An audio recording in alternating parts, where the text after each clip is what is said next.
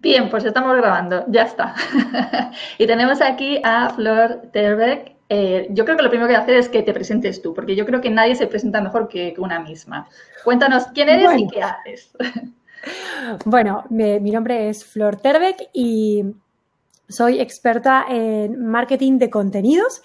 Mi mayor área de expertise es el SEO, el posicionamiento web y todo lo que sería tráfico orgánico también en redes sociales. Básicamente, ¿qué tipo de contenido tenemos que construir para que gente que no nos conozca de nada nos descubra? Muy Sin bien, pagar publicidad, ¿no? O sea que exacto. básicamente es como siempre, ¿no? La línea divisoria, ¿no? Que existe en Internet.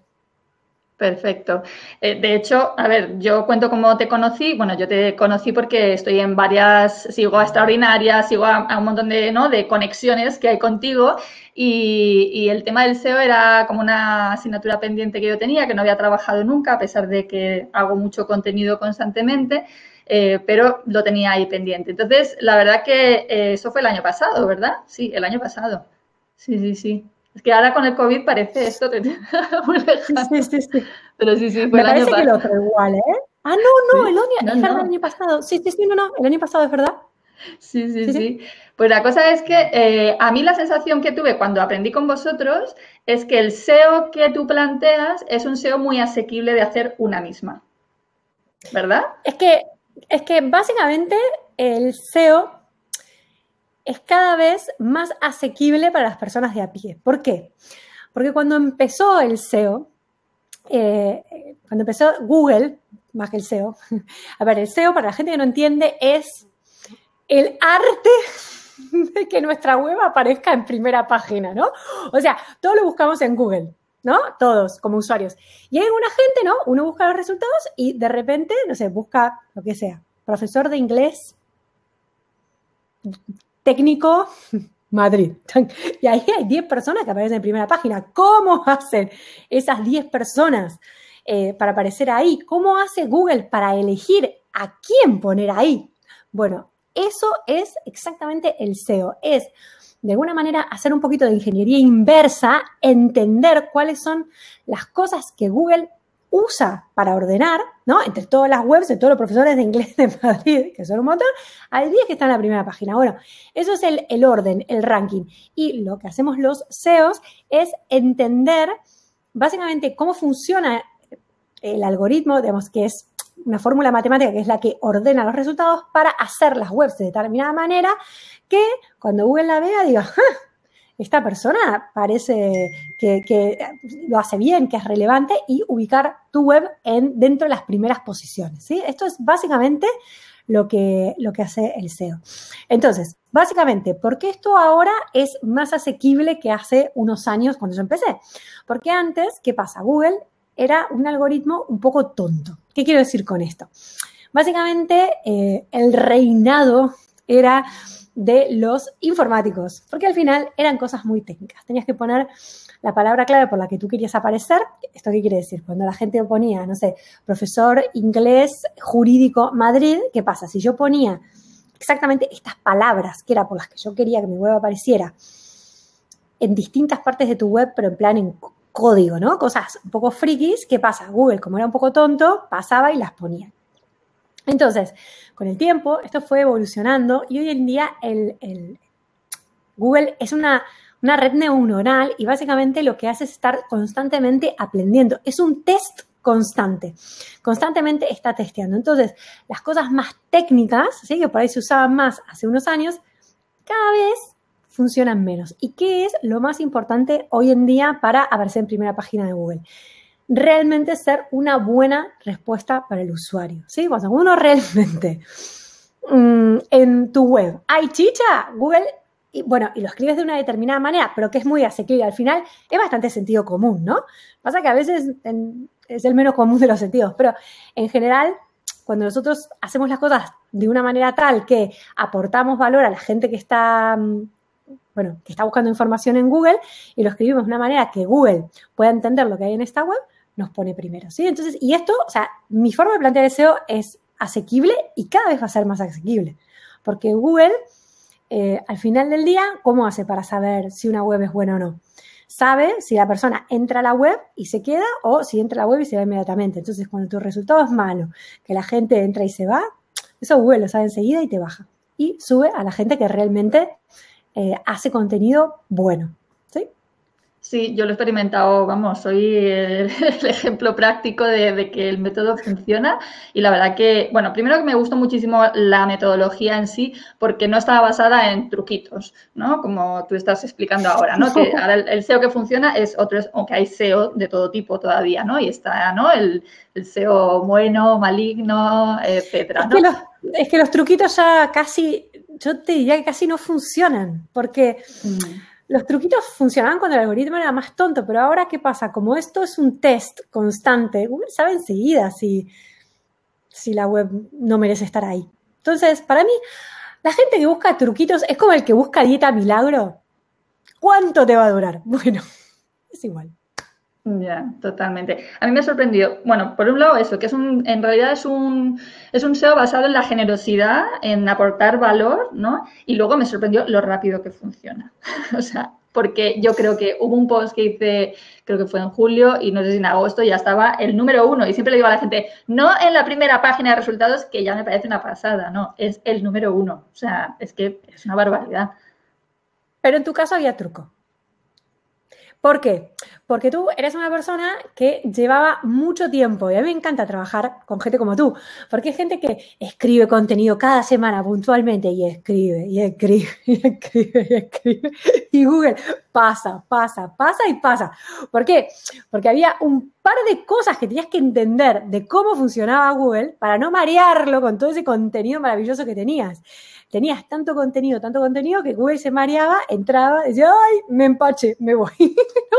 Más o menos así.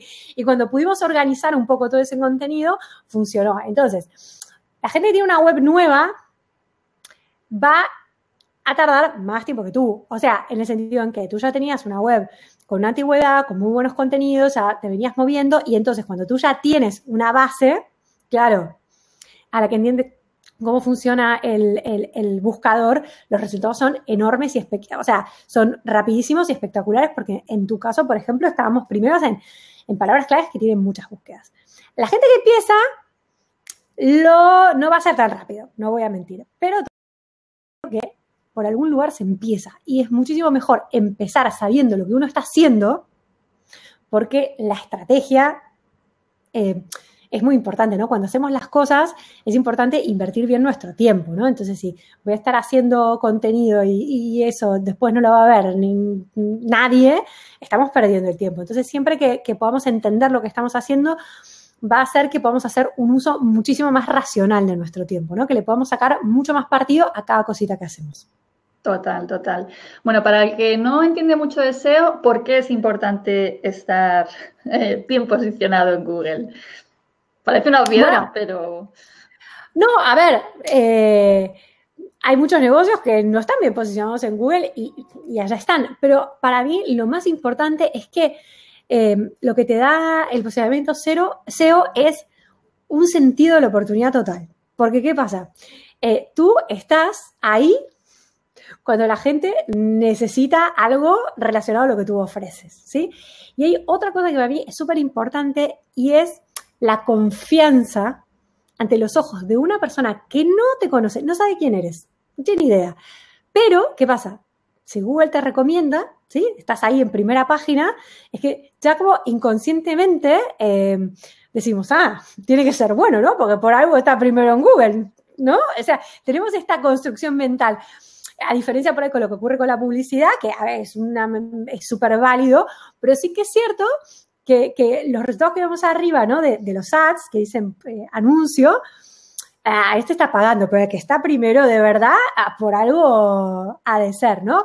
Entonces yo creo que el SEO es importante porque vamos a conseguir tráfico, vamos a conseguir que gente descubra nuestra web sin tener que pagar por clic. Por ahí sí que en el momento de hacer los contenidos los vamos a tener que esforzar, no digo que no, o sea, es un trabajo, pero una vez que es un esfuerzo que tiene mucho retorno en el largo plazo, porque una vez que hacemos ese contenido y está posicionado, está mucho tiempo y ya no hacemos mucho más, o sea, vamos generando cositas y tal, pero eso ya está ahí, es como un activo, siempre digo, un una web bien posicionada es un activo de la empresa, porque al final te está constantemente trayendo a nuevos prospectos, a gente que no te conoce de nada, necesita en este momento lo que tú ofreces y encima viene con esta idea en principio positiva de ti porque Google te está recomendando. Así que yo creo que es algo muy estratégico, sobre todo en vistas a largo plazo. A mí me gusta establecer el paralelismo con un restaurante que esté el primero o en los primeros puestos de TripAdvisor, por ejemplo. Total. Un amigo mío tiene un restaurante aquí en el centro, en Málaga, y de repente, pues no sabemos cómo, porque lo de TripAdvisor sí que es surrealista, pues subió, estuvimos potenciando que la gente dejara reviews, opiniones, pero la verdad que fue rapidísimo y subió a los primeros 10 puestos. Bueno, pues él tuvo que ampliar su horario de apertura porque la gente extranjera que cena antes que los españoles iban al restaurante, ¿no? Entonces, claro. O sea, yo siempre digo a la gente, estar en primeras posiciones parece una obviedad, pero mucha gente no entiende la importancia que esto tiene. O sea, es que eres el primero, o sea, es el primero que ven. Y eso es como, ya te digo, el paralelismo con un restaurante me parece total, porque yo lo he visto ocurrir, ¿no? O sea, cómo se te llena el restaurante de gente porque estás en las primeras posiciones. Tal cual, pero es que tal cual, y sobre todo la gente extranjera, ¿dónde voy a comer? No tengo ni idea, lo busco en Google, TripAdvisor, chim, pum, voy, ¿no? Entonces, son estas cosas que merecen mucho la pena invertir tiempo y esfuerzo. Total. Uno de los dilemas que yo creo que se plantean a los profesores de idiomas es en qué idioma escribimos, ¿no? O sea, yo, por ejemplo, soy una profesora española que doy clases de inglés y yo escribo mis entradas en español explicando los términos en inglés, ¿vale? Porque, claro, yo no me voy a expresar igual, por muy profesora de inglés que sea, en este caso es mi segunda lengua, el idioma que yo enseño es mi segunda lengua. Pero tenemos el caso inverso, tenemos, por ejemplo, una profesora de español, ¿vale? Que es española, o sea, es decir, que enseña su primera lengua, pero, por ejemplo, se dirige a estudiantes chinos. ¿En qué idioma debe ella, o esa persona, escribir su contenido? ¿En qué idioma crees que va a buscar en Google tu cliente ideal? Y en ese idioma tienes que escribir. O sea, tú escribes para que el cliente potencial te encuentre. Entonces, si tú crees que si yo soy castellano parlante y voy a tomar clases de inglés y tengo una duda, yo la buscaría en español, por ejemplo. Entonces, en español. Si tú... Y viceversa. Pero esto básicamente es esto. Te tienes que poner los zapatos de tu cliente ideal y entender, intentar pensar en qué idioma va a buscar las dudas. Aquí hay una cuestión realmente que es muy importante también, y es que, claro, cuando tú te crees que tienes que... Bueno, cuando tú quieres escribir para SEO y no sabes, te crees que todas las entradas de tu blog o todas las secciones de tu web tienen que estar orientadas a SEO. ¿Es esto verdad o no? No, para nada. Incluso puede ser contraproducente, en el sentido en que si hay mucha gente que dice, bueno, quiero aparecer primero por profesor de inglés Madrid. Entonces, en todas y cada una de las entradas, en toda la web, repite la misma palabra hasta la saciedad. Y eso, al contrario, lo único que genera es mareo. Entonces, por eso siempre digo que el SEO al final es muy estratégico. Te decimos, bueno, ¿con qué parte de mi web voy a querer aparecer primero para esta búsqueda? Con la página de inicio, con una página de, no sé, del centro de idiomas, por ejemplo. O sea, siempre tenemos que pensar con qué parte de mi web quiero aparecer por tal palabra clave y hacer el mejor contenido para contestar a esto, ¿sí? Pero por eso, o sea, estar todo el tiempo repitiendo lo mismo no tiene sentido. Y bueno, también otra cosa es que a veces no todas las notas de blog que uno haga necesariamente tienen que ser sí o sí optimizadas para SEO. A mí a veces me pasa que, por ejemplo, salen noticias del sector que son cosas como que ahora son una notición, pero por ahí en 2 días ya pasaron y no invierto mi tiempo en hacer un estudio de palabras claves, o sea, simplemente lo escribo, lo saco para mi newsletter y así. Pero cuando veo que estoy escribiendo un texto que responde a cosas que la gente pregunta a Google, ahí sí voy a tope con el SEO. Creo que a lo mejor una estrategia interesante sería, por ejemplo, esta profesora de español que es profesora para chinos, ¿vale? Escribir solo las entradas orientadas a SEO en chino y el resto, por ejemplo, escribirlas en español, que es su lengua en la que se puede expresar adecuadamente, ¿no? O mejor. De todas maneras, claro, ahí tiene que tener un sitio multidioma, porque una de las cosas que no recomiendo nada es mezclar 2 idiomas en las mismas entradas, ¿no? Esto alguna gente lo hace, que escribe primero un pedacito en idioma, en castellano y otro pedacito en inglés. A Google le va a costar identificar. O sea, si queremos escribir en 2 idiomas, tenemos que tener una web multidioma, tenemos que tener una versión de la web en castellano y otra en chino. Yo creo que, o sea, a nivel de SEO, lo que realmente tiene sentido es escribir en el idioma en el que tus clientes vayan a buscar dudas que tengan para que puedan descubrirte. No tiene demasiado sentido hacerlo a la inversa, en mi opinión, para SEO, ¿eh? O sea, porque, claro, o sea, yo si tengo que buscar, o sea, realmente una persona que está, o sea, un chino que está aprendiendo español, busca en español las cosas. No lo sé. Esto, igual si las respuestas no son buenas, porque eso a veces pasa, ¿eh? Por ejemplo, a mí me pasa mucho en Cataluña, ¿no? Bien, yo vivo en Cataluña y acá la gente en general habla en catalán, ¿no? En su día a día. Pero ¿qué pasa? En Google no hay buenas respuestas en catalán, porque las páginas web que están escritas en catalán en general no aportan buena información. Entonces, por más que aquí la gente habla catalán todo el día, busca en castellano. Salvo cuando sea una cosa, por ejemplo, un negocio local, donde ir a comprar lo que sea en mi pueblo, esa búsqueda por ahí la hacen en catalán, pero cuando ya estamos hablando de buscar información en serio, esa búsqueda automáticamente hacen el cambio de idioma y lo buscan en castellano. Entonces, en realidad, no hay una respuesta universal. Depende mucho de cómo se comporte tu cliente a la hora de buscar cosas. Si tú buscas traducciones de chino a español y las respuestas son horribles, probablemente el chino ya haya aprendido que tiene que buscar en español. Y entonces en ese caso sí, pero depende en realidad de en qué idioma tenga más sentido buscar las cosas. Yeah. Yo no me refería, en cualquier caso, a mezclar dentro de una misma entrada idiomas, sino a generar solo los unicornios, que ahora explica por fin qué es un unicornio, hacer los unicornios en el idioma en el que pienso que va a estar buscando mi cliente, si es en el idioma suyo, su lengua materna, y el resto lo que es darle la personalidad a tu web, ¿sabes? Es que yo pienso que una persona ni de Blas se va a poder expresar en otra lengua con la personalidad propia. Me parece muy complicado. Sí, pero en ese caso tienes que hacer un multidioma. Vale, ok. La web debería estar en chino y en español. Vale. Bueno, pues ¿qué es un unicornio? ¿Qué son los famosos unicornios de Flor? Bueno, el unicornio. Yo llamo unicornio a contenido absolutamente fuera de lo normal. Es un contenido muchísimo mejor de lo que puede encontrarse en Internet y justamente es un atrapaclientes, por decirlo de alguna manera, ¿no? O sea, son contenidos de cosas que tú identificas que son dudas muy frecuentes de la gente y haces un súper contenido que da la mejor respuesta que pueda encontrarse en Internet, básicamente. Eso es lo que se llama un unicornio. Y tiene que ver con lo que expliqué hace un rato. O sea, al final del día, el SEO no son truquitos sueltos, son básicamente identificar cuáles son las cosas que la gente está buscando, en las que yo tengo oportunidad de escribir algo mejor de lo que ya está, ¿no? O sea, eso se llama buscar un hueco. O sea, a ver, ¿qué pregunta no está bien contestada todavía en Internet? Bueno, ahí es donde tenemos que ir y hacer un contenido que sea literalmente lo mejor que pueda encontrarse en Google para esta pregunta que estamos contestando.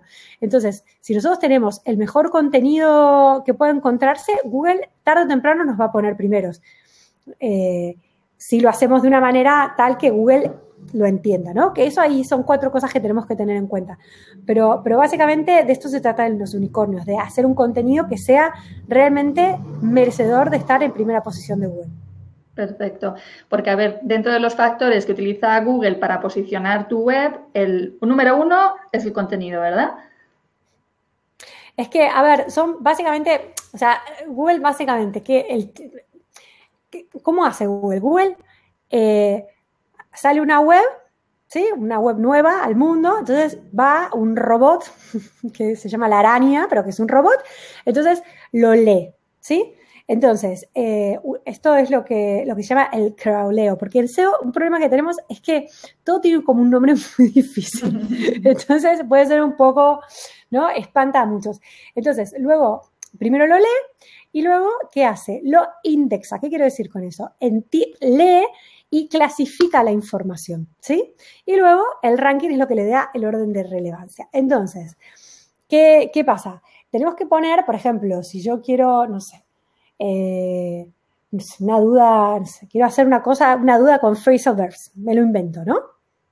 Entonces, acá hay un tema con los títulos que es muy, muy importante, o sea, el título tiene que ser la respuesta a lo que yo estoy buscando, ¿no? No puede, no sé, no podemos fliparnos mucho con los títulos, ¿no? Porque Google, que es un robot, tiene que ser capaz de identificar cuál es la duda en concreto que tú estás contestando. Esto es importante. Y luego tienes que ponerlo en el título, tienes que ponerlo en el primer párrafo, tienes que ir poniéndolo como en los subtítulos, que son cosas que al final del día probablemente en forma intuitiva ya lo hagas, ¿sí? O sea, porque es básicamente lo que hace Google es ir y mirar el contenido para intentar extraer la información, ¿sí? Entonces, esta es la manera básicamente que Google funciona. O sea, tiene que haber un contenido que sea espectacular. ¿Por qué? Porque la experiencia de usuario es uno de los factores de posicionamiento hoy en día más importantes. La gente tiene que llegar, ver y que le guste lo que está viendo. Además, tiene que estar bien estructurado a nivel de SEO, pero para que Google lo entienda. Esto es la parte del SEO on page, que son como los truquitos, ¿no? Que esté en el título, que esté en la descripción de la foto, y los truquis son en realidad pistas que le dejamos a Google para que pueda identificar claramente respuesta a qué preguntas hay, ¿sí? Y después están los enlaces. ¿Los enlaces qué son? Son cuando, por ejemplo, otra web habla de ti, cuando a ti te hacen una entrevista, por ejemplo, tú ahora me haces una entrevista, la publicas en tu blog y pones, entrevisté a Flor de SEO Fórmula, pum, y me pones un enlace. Eso es un voto de confianza y eso es como el boca a oreja de toda la vida, ¿no? O sea, cuando, ¿no? Yo hablo bien de ti, otro habla bien de ti y otro habla bien de ti, ¿qué pasa? Yo me creo que tú eres alguien importante, ¿sí? Entonces, Google funciona igual y esto de hablar bien de son los enlaces, ¿sí? Cuando una web hace referencia a otra web. Y esos son los 3 factores de posicionamiento principales hoy, a día de hoy. Fenómeno. ¿Por qué recomiendas tú que la gente se haga la web con WordPress? Porque es el caso, Uy, ¿no? Más o menos. No, depende mucho. A ver, yo no recomiendo Wix, básicamente. ¿Por qué? Porque tiene problemas técnicos el blog.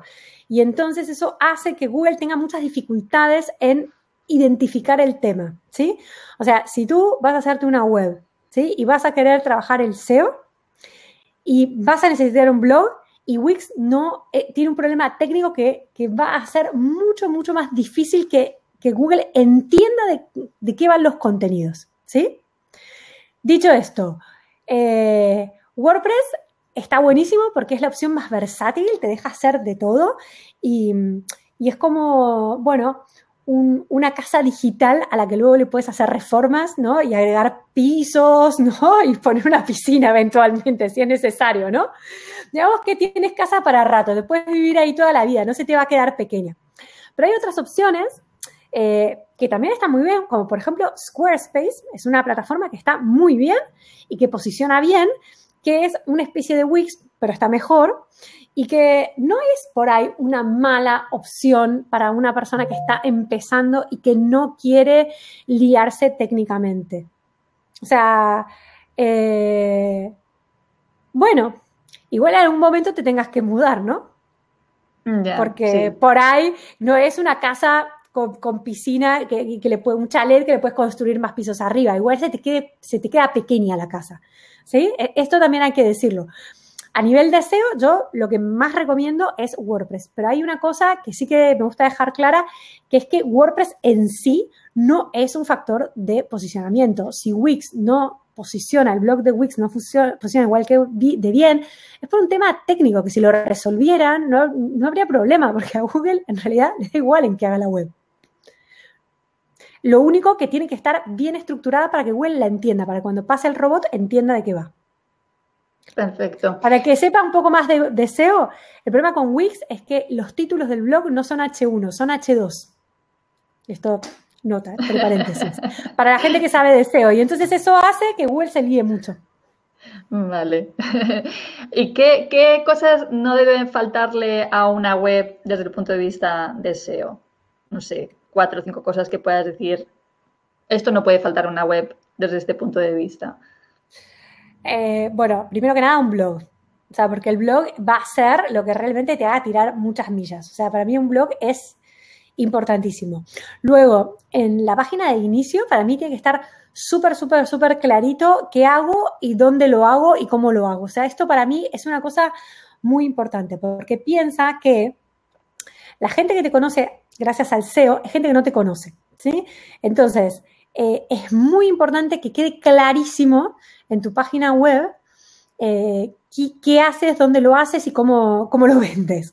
Y eso a veces me pasa, que encuentro gente que por ahí está bien posicionada, pero dice, no, es que no te consigo clientes. Claro, pero tienes que preparar esa web, tienes que tener mucha conciencia de que, o sea, estas notas de blog que vas a intentar posicionar en primera posición, van a ser las páginas de entrada a tu web, ¿sí? Muchas veces veo la gente que se obsesiona con la home y de repente, ¿qué pasa? La página de inicio y de repente desde los artículos del blog, no sé, no hay ningún enlace a lo que hacen o ninguna referencia, o sea, es como que te vas y dejas a la gente ahí, no hay ninguna llamada a la acción, digamos, más de venta dentro de lo que es el blog, que puede ser descargarse un recurso como un ebook gratuito, ir a mirar, ¿no?, el cómo trabajo, pero siempre piensa que la gente lo primero que hace es leer tu contenido y luego va a la home a cotillar qué es lo que haces.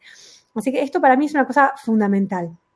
Otra cosa importante a nivel de SEO, que son estas cosas que es que esto no puede faltar, sobre todo si están en WordPress, es el plugin de SEO de Yoast, que es un plugin gratuito que te va a ajustar técnicamente muchas cosas, incluso algunas sin que tú te des cuenta, como por ejemplo enviar un mapa de sitio, o te va a permitir hacer muchos ajustes que le van a facilitar muchísimo la vida a Google, así que este para mí es un absoluto fundamental. Y creo que te vi en algún sitio que el favicon era importante.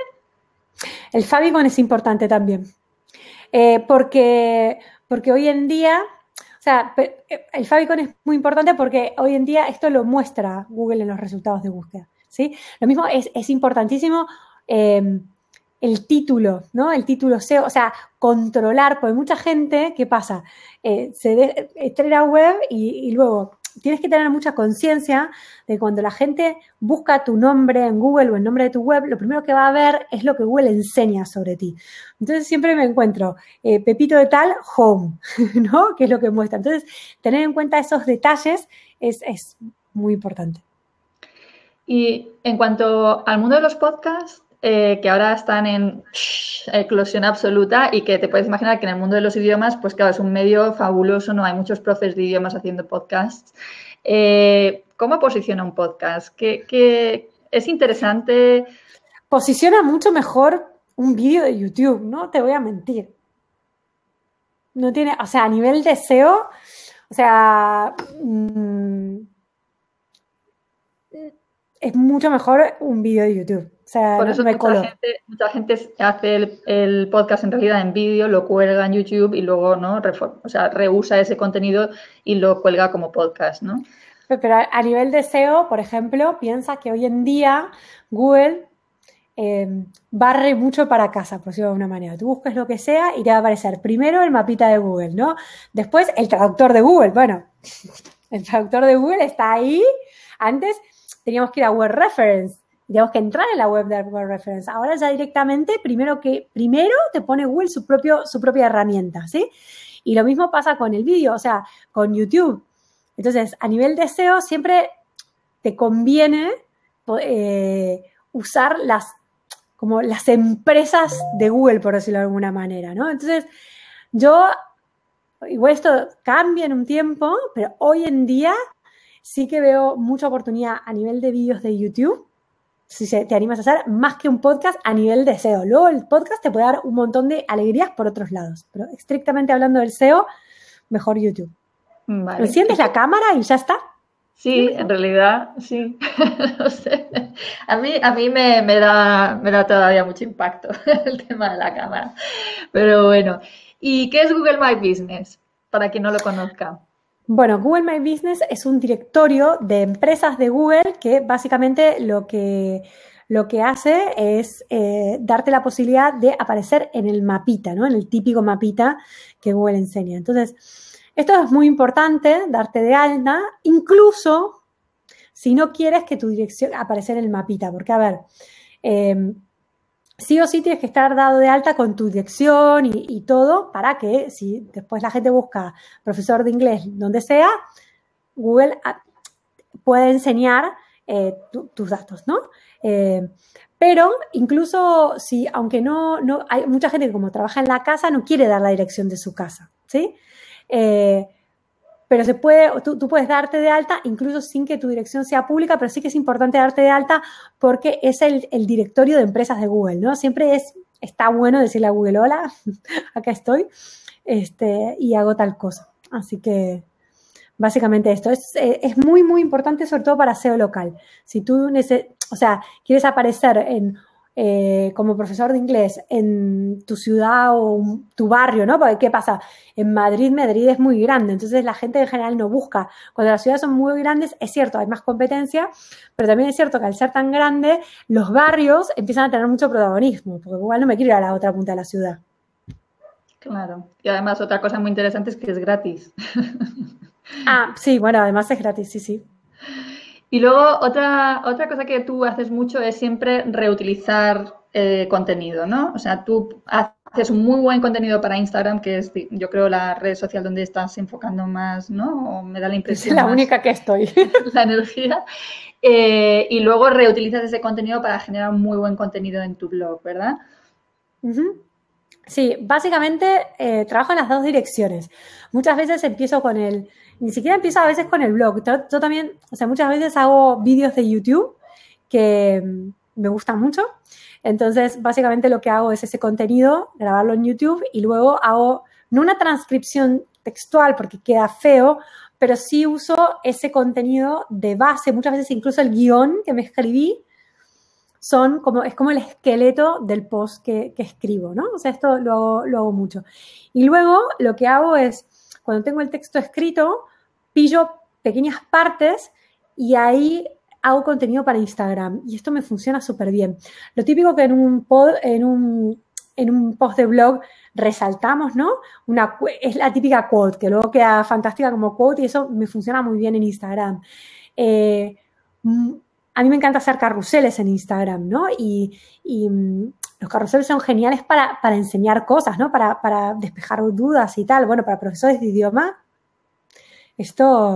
un carrusel de phrasal verbs puede estar muy bien. Sí. E incluso a mí una de las cosas que me gusta mucho es jugar con el formato vídeo y escrito, porque mucha gente es más de leer y otra gente es más de ver un vídeo. E incluso uno mismo a veces va en un metro, lo que sea, y no quiere ver un vídeo. ¿Sí? O sea, prefiere el contenido escrito. Y otras, uno prefiere ver un vídeo. Entonces, o sea, a mí lo que me parece importante es identificar temas unicornios, estos temas que a nuestros clientes potenciales realmente les interesan, e intentar ponerlo en la mayor cantidad de sitios posibles y en la mayor cantidad de formatos diferentes también, ¿no? O sea, idealmente vídeo, escrito y visual. Esto son como las 3 dimensiones del contenido y esto funciona fenomenal. Y ahorras mucho tiempo también, la verdad. La verdad que me sorprende que hay cuentas de profes de idiomas que tienen un nivel de seguimiento en Instagram muy potente, pero a lo mejor luego no están trabajando otros canales, ¿no? Entonces, como que se están centrando en un canal que al final, de hecho, no les pertenece, ¿no? O sea, que tienen eso, pues no sé cuántos miles de seguidores, pero luego no están, ¿no?, llevándoselo a un terreno más propio. ¿No te parece que, o sea, como estrategia, cómo lo ves? A mí, yo discrepo con eso y soy bastante, y la gente se sorprende mucho, porque siempre está como está la vieja escuela, ¿no?, de llevarme luego a mi casa y no sé qué. Y para mí lo importante es llevarlos a tu carrito de compra, ¿no? En el sentido, en si a ti eres súper fuerte en Instagram, ¿no?, por ejemplo, y te funciona y tienes todas tus horas cogidas, ¡bravo! O sea, ¿para qué lo vas a llevar? ¿Para qué? O sea, hay muchas estrategias y todas funcionan. Yo creo que al final de lo que se trata es de ponerle más pilas a donde uno fluye más. Yo de todas maneras sí que creo que está muy bueno. O sea, por más que seas un perfil fuertísimo en Instagram, a la hora de la verdad, de la conversión, de dejarte el dinero, para mí es que la web es como un obligatorio, ¿sí? O sea, es como, al final, no sé, tu campamento base o quieras que no, ¿no? Y otra cosa que tiene es que las redes sociales son súper esclavas, tienes que estar todo el día, y te vas de vacaciones, no publicas, y se te cae esa visibilidad. En cambio, cuando tú tienes una web y tienes un blog bien posicionado, o sea, tienes todo el tiempo gente que viene a ti, ¿sí? O sea, en cambio, cuando tú estás en redes sociales, en un punto tú tienes que estar ahí buscando a la gente. Es como diferente. Por eso para mí se complementan tan bien. Está buenísimo tener redes sociales porque son mucho más cercanas y a nivel de conversión, yo creo que las redes sociales cierran muchas conversiones, ¿no?